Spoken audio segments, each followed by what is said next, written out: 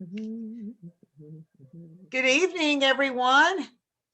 Thank you. People are still going to be logging in. We're just asking everyone if they will to keep their videos off and everything muted until midway through. And Sarah Lee will ask everyone to tune back in. Thank you for joining us tonight. Lindsey, we're so excited to have you here this evening. What a fabulous book and just a real tug at your hearts book. Sarah Lee, I cannot, as always, thank you enough for doing what you do. For those of you who are not members of the Women's Political Collaborative, I'm Joyce McDaniel and the Executive Director. Let me encourage you to join. It's $75 a year. It goes to programs like this that allows our members to have these free programs. We have great authors. We're about to do a really good program that we're nailing down. Sarah Lee and I are working on right now. A book that was co-authored by C.T. Vivian about his life. It was finished after he died, and I've already confirmed his daughter will be logging in for it. So be watching our website for that information. Our next book that we will do on April 20th will be with author Julia Johnson, who will discuss Better Luck Next Time. So again, thank you for joining us tonight. Great to see everyone. Sarah Lee, I'm going to turn it off to you and over to you and let you go from here.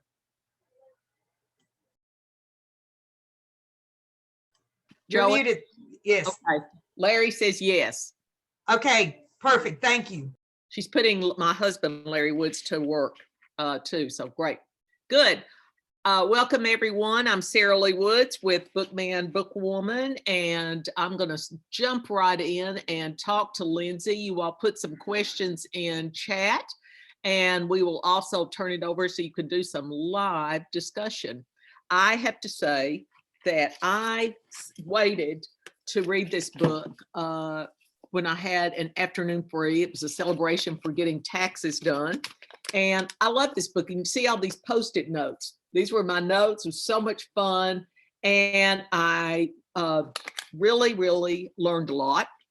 And I alerted Lindsey earlier that she's talking about my tribe because my grandparents met when David Lipscomb was still alive, when they were shipped off there to boarding school back in the day. And both ended up finishing high school, college there. And my grandmother even taught there. So it's kind of unusual, to have a college professor, at that age as a grandmother. So let's start right in. Why did you write this book, Lindsey? And you need to unmute yourself. It is so good to be with y'all tonight. I wrote this book because I couldn't not write it. It was fire in my bones. I've worked on the streets for 14 years. And when you work on the streets that long, you see a lot of things and you hold a lot of stories with people. And one of the goals for this book was to bear witness to the things that we see. When people think about Nashville, they think about Broadway, they think about country music, they think about pedal taverns maybe, but no one really sees the underside of this city, like we've come to see over the last decade plus, working in the slums, going to these forgotten and abandoned places where people are struggling to stay alive. And people that we work with want their stories told. And I really wanted to not just tell you about the work. I wanted in this book to take people there, to take people to the work, to take you to the tent cities, to have you, see the foot clinic that we do, to smell things, to feel things, to see the things that are blooming in different seasons, to feel the winter with us. Because I believe that stories can transform. Our work is about transformation, and it's about personal transformation. I've transformed, we all transform when we learn more, but it's also about systemic transformation. And if we're going to ever end homelessness, which I am idealistic enough to believe it is possible to provide housing for everyone, then we've got to hold on to the stories that can ground us, because the work is hard and the work is long. As all of y'all know, change doesn't happen overnight. Tell me, how you went about getting this published. It's interesting. I had something about the book on social media I guess around the time it was coming out. And I had a friend that commented and she said, "Oh my gosh, this happened so fast for you. I've been writing for years and I'm just starting to like make some leeway." And I was like, "Oh, like, no, this did not happen fast for me." I've always written, and I started writing a lot and publishing some actually with the contributor back in 2008, and then with other journals and things. But I really started seriously writing about the work that we do beyond journal, beyond articles here and there in 2014. And the first time I started a blog, and some small publishers reached out and they were like, "Oh, let's work together. Like, this is interesting." And I pitched a proposal. I cobbled together a proposal. I didn't know what I was doing. It was a hot mess of a proposal. And I sent it to an agent. My friend David Dark, who some of you know, who's an author in Nashville, he was kind enough to tell me about his process. And I was like, "I'll pitch a proposal to an agent." The agent knew that it wasn't ready then. And the proposal I had cobbled together needed a lot of work. And he said, "It's just not marketable." And any writer knows that in the writing, rejection is part of it. so, I started working more. I worked harder. I kept writing. I took writing classes. I continued to read. Like, y'all are in this book club, so you love the written word. I do too. I read every book I could get my hands on that was memoir, creative nonfiction in my genre. Um, I got hooked up with the Porch Writing Collective. I would love to know, y'all can use those little reaction buttons at the bottom, but have any of y'all done anything with the Porch? You can like use a little like thumbs up. The Porch Writing Collective is incredible, and they have so many good resources for writers. But my friend who teaches there actually helped me with the proposal a couple years ago. And he said, you could go with a smaller publishing house, but there's something here. And, Open Table Nashville has a platform, a network. I'm co-founder of Open Table Nashville. We've built that from the ground up over the last 11 years. And so I got more serious. I wrote a proposal, got an agent, which was really exciting because my first experience with the agent was that it was not marketable. And I was like, "Ooh." And then it took a couple years to see everything through. The publishing house that I landed with was Baker Publishing. Brazos is a progressive Christian press under that, and they're wonderful. I've had such a good experience working with them, and I'm really thankful. Really thankful to have these stories out in the world, and that they really let me help shape the project. It it shows they did a great job, I think. So how do you see, if you could wave like a spiritual magic wand, how do you see this book being used? Is this going to be could it be reading in community organization? Could it be something in the ministry? Could it be on writing your own story? What do you, if you could go put these in people's hands, who would be your audience? I was really intentional when I wrote the book. So it's, you read the book, there's no denying that my roots are in the Christian tradition. But Open Table Nashville is an interfaith nonprofit, and I'm an interfaith chaplain, which means that I meet people where they are. So I was very intentional about wanting to write for people of faith, but also people of conscience, and not to just limit the audience to folks in the faith-based world. So I'm really hoping that no one feels like it's preachy or anything like that, but it's a deeply, deeply spiritual book in that sense. I wrote it for social work classes to use. I wrote it for theology and pastoral care classes to use. I wrote it for, community organizers and outreach workers who are struggling in the work, and activists who are struggling in the work. I've a few people that have reached out to me about using the class or the book in their classes are, they do faith and social justice work, or I've actually had a couple Lipscomb teachers reach out, which is ironic because Lipscomb is both a wonderful part of my history, but also, a place that I ran into some trouble, some good trouble, as John Lewis Good would say. trouble. Um, Absolutely. so, I wanted it to be broad, and I would love to hear from the readers in a little while how it translated to them. Part of our philosophy at Open Table Nashville is to meet people where they are.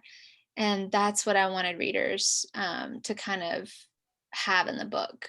The last thing I'll say about that is, some of my activist friends read the book. They're not in a faith-based community, and they were like, "You're pointing people to collective liberation. This is awesome." And that was certainly a goal, like building a framework for this collective liberation.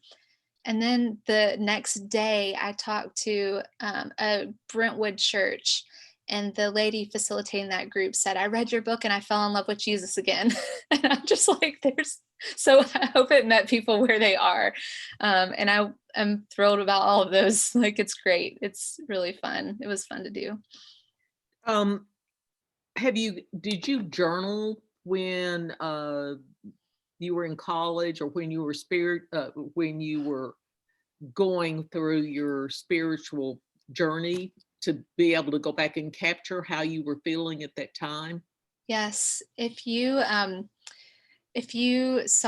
could see a stack of my journals, you would see, like, things that started off as diaries when I was like, in fifth grade, writing about boys.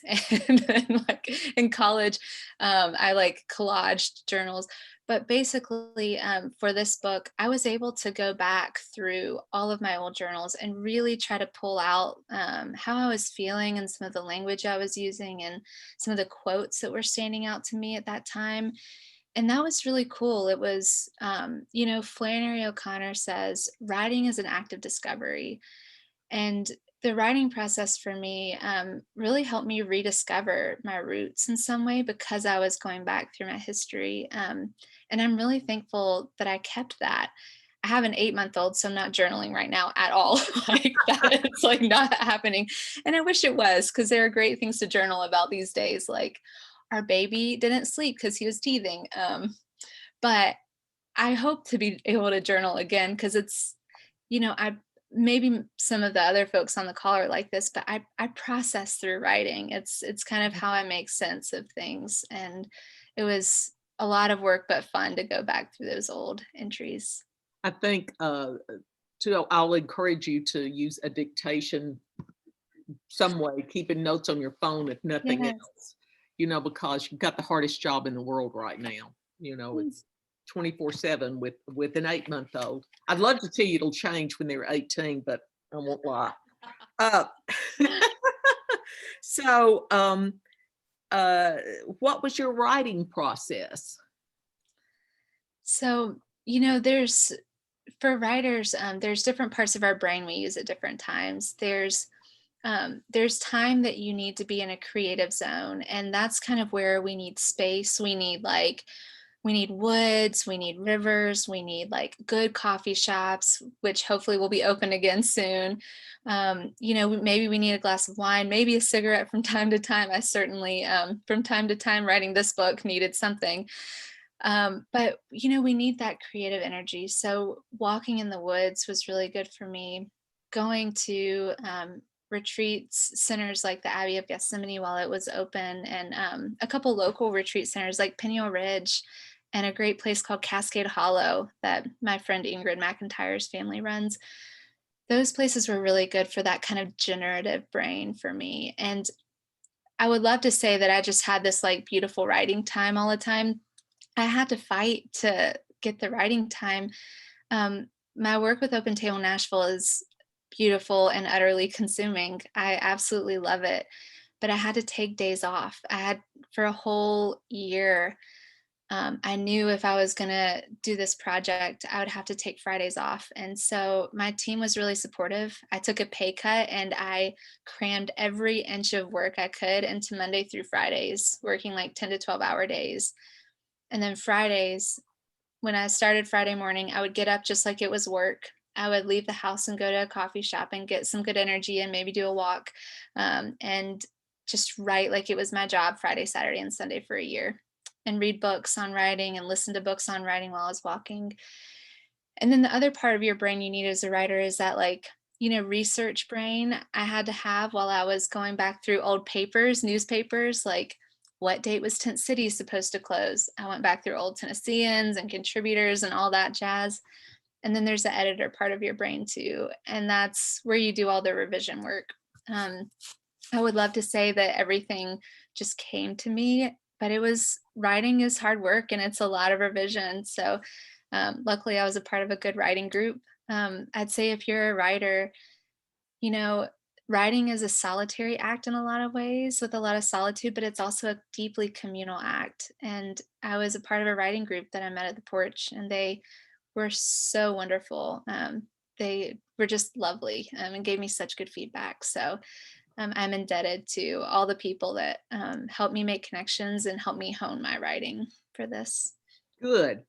Uh, they're great people. They are. They really are. So, in your book, I absolutely loved your analysis of pray with your feet Mm, and move your legs, mhm, especially coming from the gentleman who I'll have to go back and look at my notes, who worked a lot with Dr. King. My husband marched mhm, several times with Martin Luther King when he was alive. mm. Wow.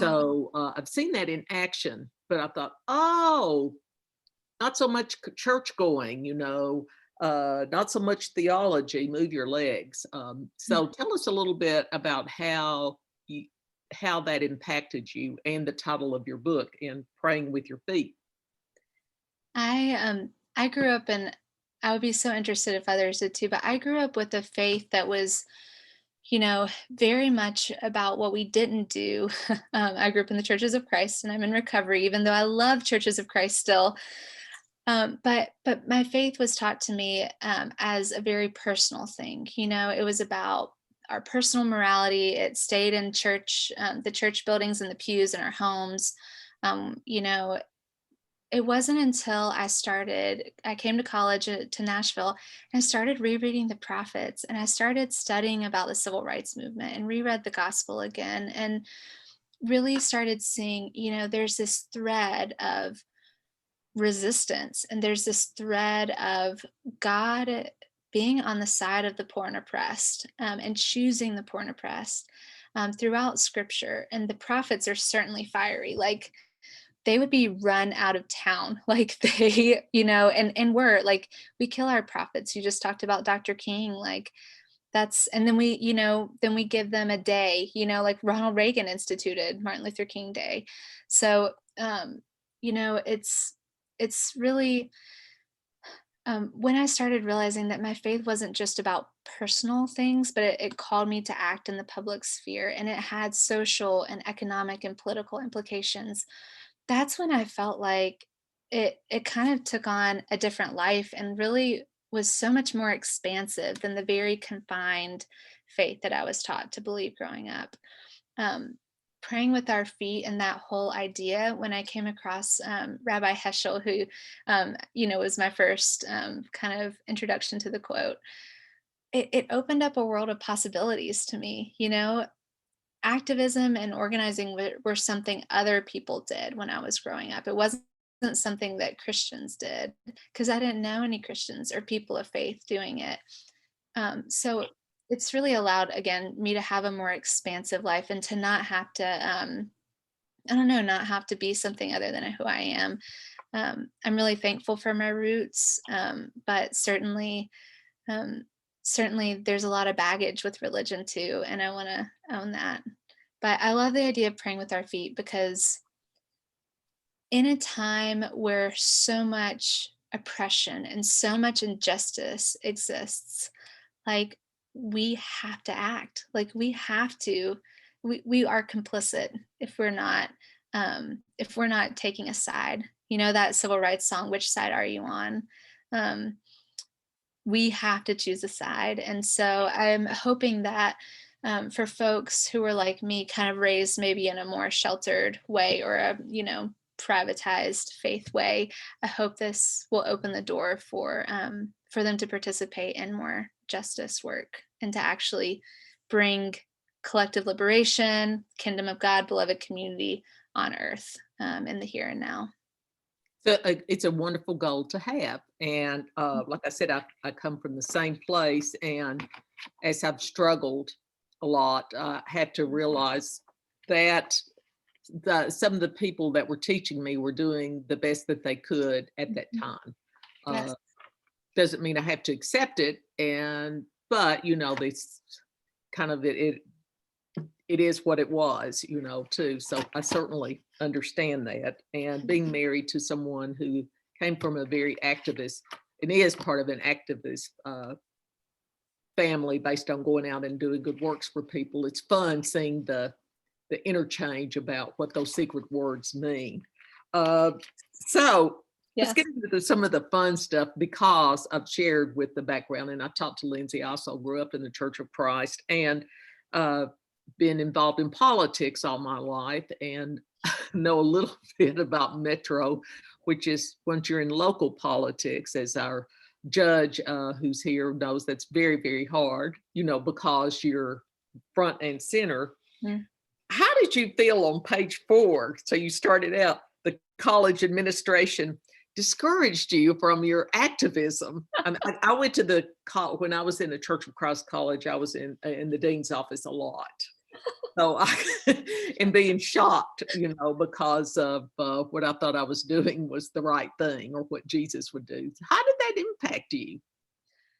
It taught me not to trust people in power. And I'm not saying that, I have a lot of friends, and I'm talking about, authority figures who are perpetuating the status quo, and who are more interested in perpetuating themselves in the status quo than they are actually doing the work. And that is not true of every person in power. Different people certainly use their power to come at the suffering of others and, really lift them up. I'm talking about the people in power who are perpetuating the status quo. And I do not trust that anymore. It was my first kind of like, I thought in my naive little mind, I was like, we're doing the right thing, we're doing a good thing, this is what Jesus would do. And then this administrator comes in and is like, you don't know how change works. Like he like buddied with us. He walked around campus. He took Andrew like man to man and like had his arm around Andrew's neck, walking him around campus in a really paternalistic way, trying to dissuade us. Luckily, we were listening to other voices too, like Charlie Strobel, who was a person with power, using his power to lift up others. And we had other mentors. But I think it's a really important lesson for all of us. It's always okay to go against people in authority when you're doing what you believe is right with your conscience, and when you really are taking a stand on the side of the oppressed. When we choose a side, when we side with the poor and oppressed, it means that we are going to be in opposition to people who want to perpetuate the status quo. And that's something I've had to learn. I don't really thrive on confrontation, like despite being in a lot of situations of confrontation. I really like people to like me. I like to like people. I like to have relationships intact. I like to have things go smoothly. But I also love our people on the streets. I loved my friends at the Power Project that I met that kind of spurred this action. Love makes us do risky things, and it makes us go against power and authority sometimes. And so I hope that whatever power we have, we use it for others, and we try to channel it into others. We do that at Open Table quite often, and I'm really thankful for that. Well, it's like one of the things when there's going to be a confrontation that I've learned from the late great Betty Nixon or my husband is this, Sarah Lee, this is not going to be a kumbaya moment. You need to gird yourself, and you're too uppity for these people, just get ready. So it's always interesting. I loved on page 16 when Reverend Strobel, Father Strobel tells you, you do realize you have the authority to follow through with this action, was his enlightenment about scripture, which was absolutely wonderful. It's a great statement. Yeah. He is just such a kind soul who continues to be a dear friend and mentor. And, all of us need those voices in our lives, that guidance, that like solidarity, that kindred spiritness, and people who are going to not tell us what to do, but awaken us to, I don't know, what we're feeling called to do, and then give us the courage, help us find the courage to do it. So Charlie is a dear soul for all Yes, of us who know him. yes, he is. He Yeah. is a walking testament of faith all the time. So are there classes on liberation theology? Yes. Vanderbilt Divinity School really, I gotten familiar with liberation theology before I went to Vanderbilt Divinity School. But there are so many great resources there, and you can audit classes at Vanderbilt Divinity School. Um, I I mean, I was so hungry for that kind of theology from below, and so I read everything I could. I entered grad school to dive more deeply into it. I thought about going into community development and action at Peabody, but for me, there were these kind of spiritual and theological questions at the center of things that I really needed to explore, which is why I did the div school, and I'm so glad I did. Theology from below is the most beautiful and most dangerous thing that I can think of. Absolutely. God is on the side again of the oppressed, and that is a very powerful statement. So can you talk a little bit about your journey to where you quote Bill Moyers, who's a favorite, faith based charity is crumbs at the table. Faith-based justice offers a place at the table. How that's impacted you in getting a place at the table. Totally. I mean, our whole model at Open Table Nashville is based off that. We are a nonprofit, but we are so aware that so many nonprofits, just perpetuate the need for their own services. We do the charity work that continues to keep people in the same systems and continues to perpetuate the status quo. And people are exploited in that, from the streets. Nonprofit folks like me, it's really easy to get into that benevolent liberator kind of mentality, where it's us and them and we're saving them. And that quote, along with the Power Project and my education in community organizing, really taught me that people are people. I deserve a place at the table, but our people deserve a place at our table. At Open Table Nashville, one of our board members is one of the first people I met in Tent City, 12, 13 years ago. Like, we've had staff members. I do education with our friends because we're not a voice for the voiceless. We are there to amplify people's voices. So that shift from charity models, and that's a good place to start, but we need to always make sure we're doing that work within a framework of justice. That shift from charity to justice, from just serving to like trying to be in active solidarity with people, that was huge. And that's what our whole model at Open Table Nashville is based on. Like, I say this often, but like, we are not trying to be, and never will be, if I can have anything to do with it, one of the shiny nonprofits that looks good in a magazine or whatever. We want to end homelessness. Like, we want to stay a small, scrappy group that's going to move toward housing rights for our people so we can work ourselves out of a job. But that Bill Moyers quote was one of my first introductions to kind of that shift. And then, place at the table, Open Table. That's one of the ways we got our name. Even though we should have thought a little bit more about the dinner reservation company, also named Open Table. Who would have I thought? get that. Hindsight is My 2020. mother had thought about the bakery, but it wasn't famous then. So when I got Yeah. the name, I wish people would. It is 6:30. If people would turn on your videos, I guess I should say your facials, your videos, and have thank Anna Escobar says great book. She's a huge fan. Hi there. Hello, everyone. And I got to tell you one thing. On page 123, when you said you went to the meeting at Otter Creek with duct tape on your mouth, I just thought, how incredible. I could not stop laughing when I read that, because I can imagine there were a lot of you go girl people thinking. They may not have said it, but it's a very courageous thing today. Okay, who has questions? Who has comments? I will say that one of the elders, I gave Otter Creek a heads up. Some of my friends in leadership, I was like, hey, there's some stories in this about the book that's coming out about Otter Creek. Just want to give you a heads up. One of the elders reached out to me after he read it, and he said, I was scared to death. When he said he wanted to talk, I was like, oh, no. Like, this is what I've been dreading.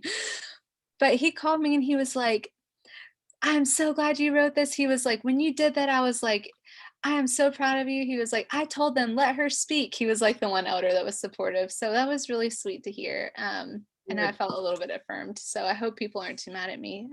But anyway. No, there's nothing wrong with telling the truth. I also like to, when you were talking about the church you grew up in, and I'm sure, especially since we've been through a big election, and there were a lot of people talking about faith or following, a religious bent and how they were going to vote. I love what you said about code words that people were using when they would look at various church missions, about what equaled communism. I had a dear aunt tell me she had to vote a certain way because she wanted to be able to worship freely in the future. And I'm like, oh, where does that come from? So interesting. I don't know. There's a lot that's out there in the world that I don't read or don't know about, but really interesting to see. So if I look for some place that's talking about social justice, I guess I'm on the right path. Yeah, it was interesting and so disturbing. And, I really feel like so many of us are called to relationships across those divides so that we can bring people back into, a kind of more open mindset and more justice oriented mindset. That's hard work. So, yes. So Anna Escobar wants to know, could you go over the best way that we can support the unhoused? Oh man, there's so many ways. On the, I'll talk micro and then macro level. In the one-on-one kind of interactions, all of us, I think, have probably been in situations where, we were driving and like there's a median and like we get stopped at the light and we're like, oh no, and there's somebody there, and we act like we're on our phone, and like it's like this panic moment where we're like, what do we do? And it's really uncomfortable, and it's totally, human to not be prepared and to feel that way. And, I would say on the very most micro level, like when we're interacting with people, the best thing we can do is to try to affirm their dignity. And even from a car window, even with a smile, with eye contact, with waving, even if we don't stop at the median, giving a wave to your contributor vendor, just affirming their dignity, even saying, I don't have anything right now, but, I'll try to carry something next time. We don't understand how dehumanizing it is to be unhoused and to be treated like you're invisible, like you're trash, like you're crime, like you're a criminal. So again, just that affirming thing we can do, and then being prepared. So my car is an outreach car, and it is packed always with supplies. But we always tell our friends and the groups we work with, if you know you're going to see people, it's really easy to carry some extra supplies with you. Some of us are comfortable giving a couple bucks, when we see people. And if you're comfortable doing that, it's totally fine. It's not going to make or break somebody. Um, but if that's not something comfortable for you, carrying seasonal items like hand warmers in the winter, like snack bars, socks, clean, dry socks are always like gold on the streets. Every season, people need socks. So carrying a good pair of socks and water and some toiletries. We have these groups that make survival kits in a like 1 gallon Ziploc bag, toiletries, snacks, things like that. We, we are responsible for showing compassion to the people that come across our path. People are responsible for what they do from there, but it is our responsibility to show compassion in those one-on-one interactions. So I think starting there, and if it's somebody you see all the time, get their name, try to have that kind of human interaction. On the next scale, I would say get involved with your local groups like Open Table Nashville. There's a lot of really amazing homeless service providers. Whether you're volunteering, whether you're, supporting, following us on social media and answering calls to action or needs, or right now we have a call to action because the Tennessee state legislators are trying to pass another bill that further criminalizes homelessness. So we've got a call to action right now up on our social media. Monthly donors we will always take because we have a grassroots funding base. We rely on not government funding, but people. And then on the macro level, we need systemic change. And that's like, I remember hearing that justice work is distal caregiving. Like, again, like kindness on a systemic level, like caring, compassion on a systemic level is justice. And that means working for affordable housing and the decriminalization of homelessness and people's right to exist and a living wage and healthcare, and then all the other intersecting issues of justice that we all know are connected in to housing. And I could go on, but I'll probably stop there because I will just ramble more.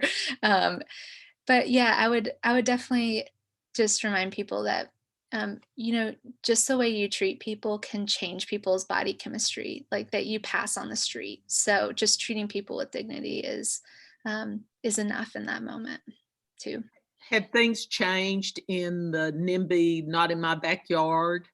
Has they gotten worse with the gentrification of various parts of Nashville, or less affordable, things that used to be more affordable? It is so bad. You know, that's one of the biggest barriers we face. So there's a lot of barriers when it comes to affordable housing. There's the funding.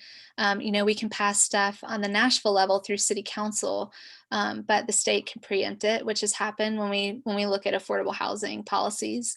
And then the other thing is when we actually get the funding for affordable housing and we get things passed, to do it, then the neighborhoods can stop it from getting the zoning we need. We ran into this. One of the projects that Open Table Nashville is spinning off into its own nonprofit later this year is the Microhome Village at Glencliff United Methodist Church.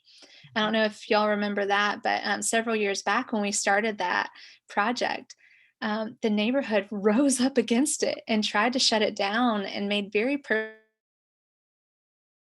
attacks to Ingrid, our director then, who's now kind of really getting the village up and running. And it was so disheartening. The vitriol spewed at those public meetings will stay with me forever. It was so disheartening. So we've really got to work to educate, people in neighborhoods. There's a lot of factors to property values. It's not just about your neighbor like that moves in. It's about the economy. It's about like so many factors in Nashville that are beyond who's living next door. So there's a lot of education work we're going to have to do, but that's a huge thing, and all of us have got to be responsible for that in our own areas and neighborhoods, and we've got to combat that kind of hate, honestly. Well, it's hard, and it's hard too. And I see you, is that a tuxedo cat you have? I So have cute. one. Yeah, I have one too. He's extremely needy. He's been down here yelling because my attention is not on him. So yes, totally understand. I think our creator gave us cats to keep us humble because they're our boss. I think too, especially it's very hard with me when people profess to be of faith when they're not taking, when you feel like people who are the least of us, you know, are being punished. So it's, I wish I had an answer for that. I wish, you know, the legislature would walk through and see things, because I know there are great things going on all over the state that people are trying to help. But when you figure that out, there's another bestseller for you. Y'all. Just checking to see. Okay, so who do you read for fun? Who do you read for inspiration? Oh man, that's such a good question. One of my all-time favorite books is and that kind of always inspires me in her writing style and just with the nature and kind of this like weird spiritual connection with the natural world is Annie Dillard and Pilgrim at Tinker Creek. I really love that. And I love everything she's written. I'm actually reading right now. So there's an abolitionist organizer named Miriam Kaba. I'll write her name in the chat in the book. The book is called We Do This Till We Free Us.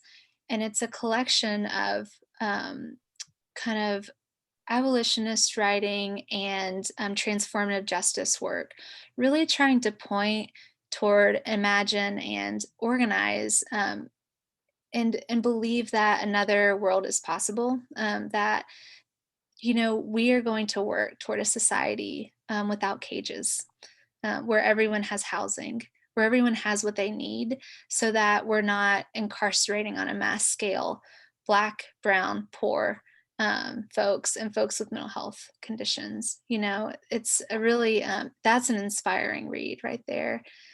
I love the Catholic saints and like social justice folks like Dorothy Day. I read a biography of Saint Francis recently called The Reluctant Saint that was really cool. And then I read poetry. Marge Piercy is one of my favorite poets, and poetry keeps me grounded. Just all of it. I love books. I love books so much. Totally understand. I live with an addiction to books. So how can Grace wants to know how we can encourage children to get involved? Okay, let me type this in the chat. I think this is how that book that I was talking about. We do this till we free us. Not in. Well, I've just become a mother 8 months ago, so I'll be learning from you all. But I do work with kids on a weekly basis at Open Table Nashville. We do education for anybody from like we've done education with 4-year-olds. And we've done education with folks that have 4-year-olds as great grandchildren. So one of the things we do a lot with kids is doing education and packing those, some people call them blessing bags, some people call them survival kits. And it's actually a really fun activity because every item that you put into those, like hand warmers, or a poncho, plastic poncho for the rain, or a flashlight, or feminine hygiene products, or whatever. Maybe you might not talk to kids about feminine hygiene yet, but like everything that goes in there, there's a story. Why do people need socks? Because they never get to change them and they have to walk in the rain and in the cold, and they don't have shoes that fit. Why do people need ponchos? Why do people need flashlights? Because they don't have electricity in their tents and under their bridges, And, kids have kids are so humane and they're like, why? It's not fair. Like everyone should have a house, I remember one mom telling me that she was talking to her daughter about the book and her daughter was like, yeah, like, why do our pets have better housing than our people? Why do our cars get garages, yet we're content to leave people out in the cold on, freezing ice, stricken nights. So I think just talking to them and encouraging them, we taught 4 or 5 year olds how to pack the blessing bags, and then we did a role play with them, and they kind of learned how to engage people safely from a car, and how to wave and ask if they needed something and ask for their name and tell them their name. And that was really cool. So, when things open back up too, there's so many volunteer opportunities, and I hope to take Larkin, my son, on the streets with me. I hope to have him volunteer with me. I hope to have him march with us, my husband and I. I want him to see those things. So um, trust your kids to be able to hold complex emotions, and to be able to, I don't know, start being introduced to what's wrong in society, so we can talk about what kind of people and what kind of families we're going to be in the midst of injustice. Well, we had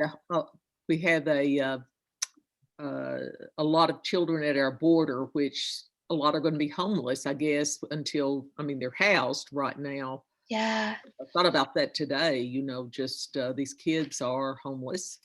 Yep. A lot of them have walked over by themselves, and how a lot of that's going to happen, until they can get with their family member. Mhm. Uh, so, so what do you think, reading your book, what is the role of faith and conscience in our society? What do you see? It's I mean, I think it's um to stand alongside the oppressed. I just couldn't feel more convicted that it's to go to people who are suffering, to be present to them, to be in proximity to people who are hurting, and to work to transform that, to change the conditions that make so much suffering possible. There's this really great quote, and I think it was said about the gospel, but like, our role is to comfort the afflicted and afflict the comfortable. That could be a good role of people of faith and conscience: comfort the afflicted and afflict the comfortable. um, and I really think it's to get our hands dirty, and to choose which side we're on, and to radically care for our neighbors, and everyone around us. So um, if our hands are too clean or our feet are too clean, we need to get them dirty. There's a lot of work to be done, and the work asks all of us different things. All of us are called to different pieces of the work, right? And we've all got to find what that is that we're called to do. So it's not going to look like the way I do it, um, but it is going to be powerful to the people around you when you tap into your calling and live into it.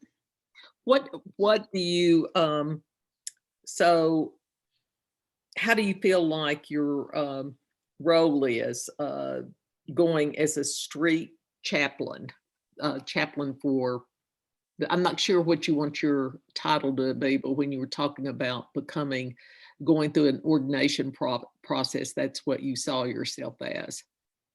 Yeah. So, I mean, the role of a street chaplain is to, and I'm an interfaith street chaplain, so I meet people where they are. Is to is to be present to folks and to accompany them. The presence can look like sitting beside someone on their deathbed. It can look like going to court with someone who is being charged for just sleeping. It could look like sitting with someone after they get a diagnosis, or advocating with them for their health care. Just being present to them, and being an emotional and spiritual support to them. It's funny that a lot of people on the streets actually have really vibrant faiths, and they want to talk to you about them. And I have actually been way more like surprised by the faith that people have on the streets than like there's more radical hospitality. There's more like, God will see me through this. Like, I have never encountered anything like the faiths of people on the streets. And people want to talk about that. And people are hungry to know that, you know, to know that they matter. So that's another part of street chaplaincy. The accompaniment part is really that prophetic part about journeying alongside someone through thick and thin, and fighting for a better world, not for them but with them.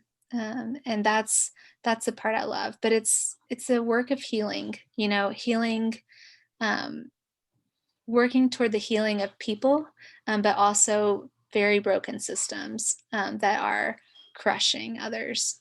So there's a lot. I also journey with faith communities, and I try to help them be more loving and just, and have the resources to do so. They have a lot of questions too. How are we supposed to use our property? What do we do when people come? We accompany them too at Open Table. And I actually just saw Nancy had a question too about the village. Um, the village, y'all, if you could have asked me when we started that project, Ingrid's been the real driving force behind it. Ingrid McIntyre, one of my dear friends and colleagues. If you could have asked me when we started the village what the timeline was, I would have told you we would have had it completed in like 2018 maybe or something. Like, it's taken so long. So maybe 2019. It's taken so long. But the good news is that we're actually helping them spin off their own 501c3, which we're thrilled about, because Open Table is an outreach group. We're about being on the streets, being a scrappy group. The village is a medical respite facility where people are going to go from the hospital to heal. And that is a whole nother model. So we're going to be working very closely with them as a sister organization, but they're about to they just hired their first staff members. So Ingrid's the person to ask about a timeline, because I will no longer talk about timelines, but they're hiring their staff. So it's really getting exciting. And they, again, are really going to serve as kind of respite care and bridge housing. So bridging from the streets to permanent housing, and being a community that can take people who have serious medical issues that make them at risk of dying on the streets. So they're awesome. They're also building a garden, and we're just really excited about that project. So it's getting closer and it feels really good. Nancy, did that answer kind of what you were asking? Hopefully. It did. Thank you. Okay. Are there other questions? I had a question. Yes. Hey, Lindsay. I was curious, with these blessing bags, I don't know if y'all already do this or if this is something y'all would consider doing, but do you let people like sponsor? Do you let people sponsor? Yes, like sponsor the blessing bags. Them with the organization, or bring us a blessing bag that they can then give out of their car if they maybe don't have the time to put it together themselves, who like want those things in their car, just don't have the time to like bottle them differently and put them all together ethically, just rather give y'all money and then get the kits to put in their car. I think you broke up just a little bit. I think I got your question. We encourage folks to make blessing bags. Folks can donate them to us, and then we can give them out to other people. Our outreach workers take them out. We can't like take money and then make our own blessing bags, because that's just too time intensive, but we have all the supplies. So if anybody ever wanted like bags, those kits, then we'd be more than happy to like either give them some that have been donated to us, or like let them come in one day and like go through our stuff and make some for themselves. Like, we want to make sure people have what they need no matter what their resources are. So we would definitely work with anybody on that. And if y'all end up like with your family or whatever making like 50 bags and you can't use them all, like hit us up. We will absolutely put those into good use and into good hands. So, but I always encourage our groups that make them and want to donate them to keep some of them themselves. Do you have the list of what goes in a blessing bag on your website or something? We don't, but I will actually see if I can just copy that into the chat in just a minute. So great. That's super, because I've kept some, I've kept dollar bills in my car, but I'd be happy to have socks, new pairs of socks, etc. Some other things that I can do. generic sizing, whatever, usually I see men when I'm driving around. So what do you tell other people, other women who come from a fundamentalist background, like you and I were raised in, who feel called to be in the pulpit, who feel called to lead? What are your words for them? You have the authority to do that. That authority comes through scripture, and it comes through all the other women, radical, beautiful, powerful, fearless, courageous women that have gone before us. Like, that's the same thing Charlie told me. Like, people dismiss us, right? And all of us have had those experiences as women. We have been dismissed.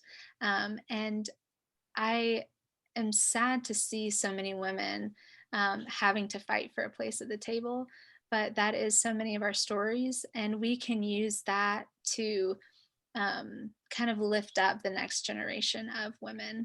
So I would encourage them, I would accompany them, and let them know that, I don't know, that, God and the power of transformation can work through their lives as well. They don't have to be a dude, but women are very powerful, and we we've always been either on the front lines or kind of holding the glue that holds society and social movements together.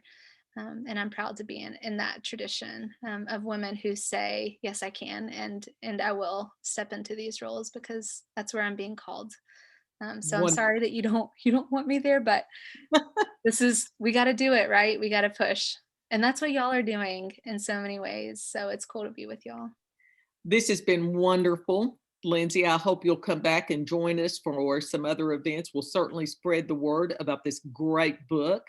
We're going to close, but I am going to turn this over to Sarah Lingo to close with the upcoming events. And I'll say keep reading. Great program. I got really emotional during some of it, so it gave me all the feels. So thank you. I can't wait to read your book, and thank you so much for the work you do in Nashville. It's incredible, just incredible. So I wanted to let everybody know, Joyce had to pop off the call early. Please forgive my husband in the background doing dishes. I have a great husband. He's doing dishes. But I wanted to let you all know we have 2 more programs this week. If you haven't registered, we have one Thursday night at 6 p.m. The Gains and Fallouts of the 2020 election, which is actually a follow-up to a conversation that Vice Mayor Schulman had before the election with these 2 panelists, Holly McCall and Chip Saltzman. Should be a good program. And then Friday at noon, we have a lunch and learn called Women in Government, which will focus on, this time around, we'll focus on the Japanese consulate here in Nashville. If you didn't know, the consul general here in Nashville is a woman. So that's kind of exciting. So we're going to be talking about being a female diplomat and what that means.